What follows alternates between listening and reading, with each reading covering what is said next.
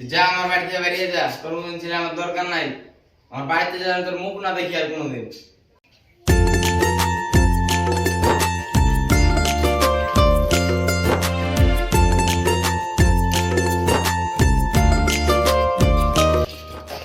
বাড়িতে কেউ আছেন?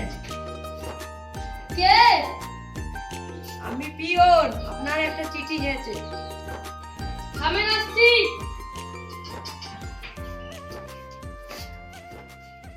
কিসের চিঠি?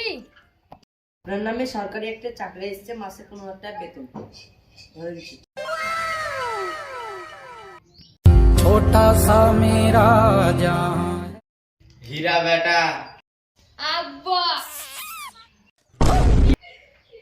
শুন বেটা, কাছে আয়। শোন বেটা, বাপেরা তো ছেলেদেরকে বকবে, এলিয়ে তুই কিছু মনে করিস না, হ্যাঁ?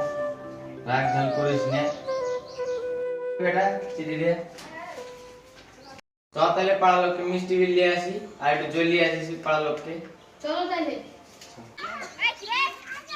এ ভাই, মিষ্টি খা। কিসের মিষ্টি গো?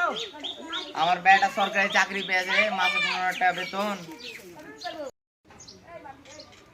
দাও দুটো ভিক্ষে ভিক্ষে দাও। আবি কেউ কেন যাওয়া তো? এই ছেলে দাঁড়াও দাঁড়াও, শুনো এদিকে এসো। তুমি সেফ টুথ ছিলে না? তো এই বয়সে তুমি এইসব জিনিস করে বেড়াচ্ছ কেন? আমার ছেলের সৎকার গো, দেখো আমার ছেলেকে সরকারি চাকরি পেয়েছে, মাসে 15,000 টাকা বেতন। আর এক করে তুমি ক টাকা পাও? 2,000 টাকা করে।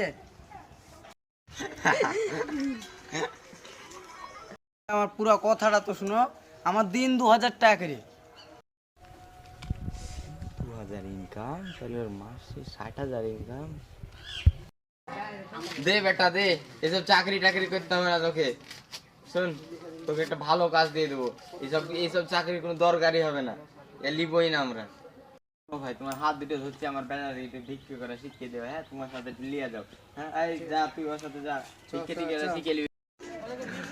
আদালে এটা দে, ভিক্ষা করা শিখাচ্ছি। তুই ওই যে বলি ভিক্ষা দাও দিতে।